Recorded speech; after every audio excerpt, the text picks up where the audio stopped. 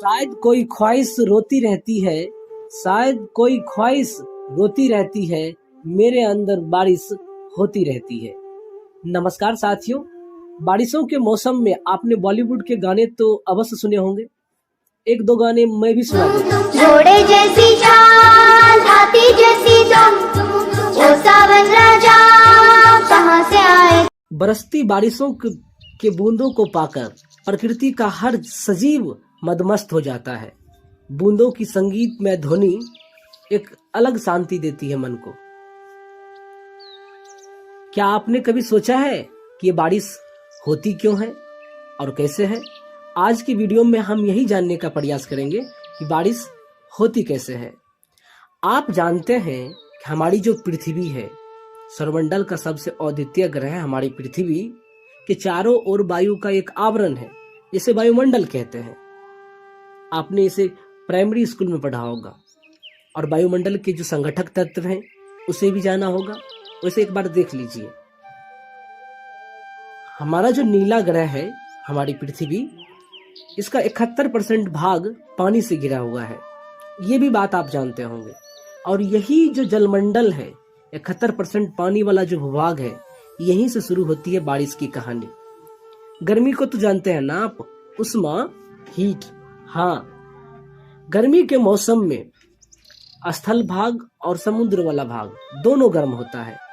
फर्क सिर्फ इतना होता है कि जो स्थलीय भूभाग होता है वो ज्यादा गर्म होता है, जिस वजह से स्थलीय भूभाग पर जो वायु मौजूद होती है वो गर्म होने के बाद हल्की होती है और ऊपर की ओर उठती है, जिससे वहां पर निम्न वायुदाब का क्षेत्र बन जाता है।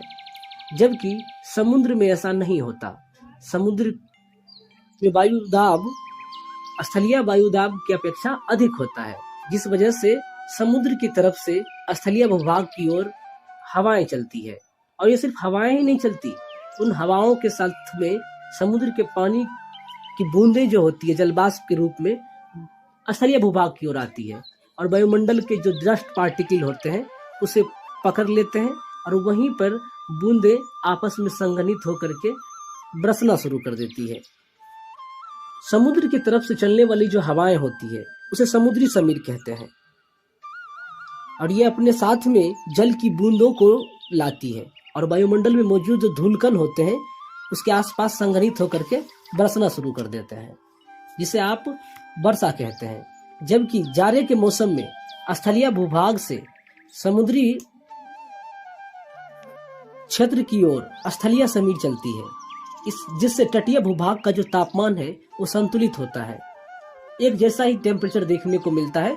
जो भी समुद्र तट पे बसे हुए शहर होते हैं या जो भी राज्य होता है, वहाँ के ताप में अंतर नहीं होता गर्मी और ठंडी के मौसम में। क्या आप जानते हैं कि हमारे देश भारत में सर्वाधिक वर्षा मेघालय के मौसिनराम में होती है।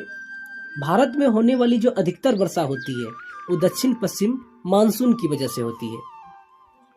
और भारत में होने वाली वर्षा में हिमालय एक महत्वपूर्ण कारक बनकर के उभरता है।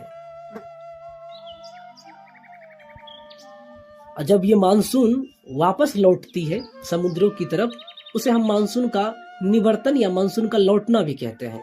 भारतीय कृषि जो होती है उसे मानसून के साथ जुआ भी कहा जाता है। जाते जाते आपको कुछ जानकारी दी जाते हैं। आप जानते हैं कि वायुमंडलीय दाब बैरोमीटर से मापा जाता है। जब बैरोमीटर का पाठ्यांक अचानक नीचे गिर जाए तब आंधी तूफान आने की संभावना होती है। जब धीरे धीरे नीचे गिरे तो बारिश आने की संभावना होती है। और जब धीरे धीरे ऊपर चढ़े तो मौसम साफ रहने की संभावना होती है। ये जानकारी आपको कैसी लगी हमें कमेंट बॉक्स में जरूर बताइएगा। नमस्कार।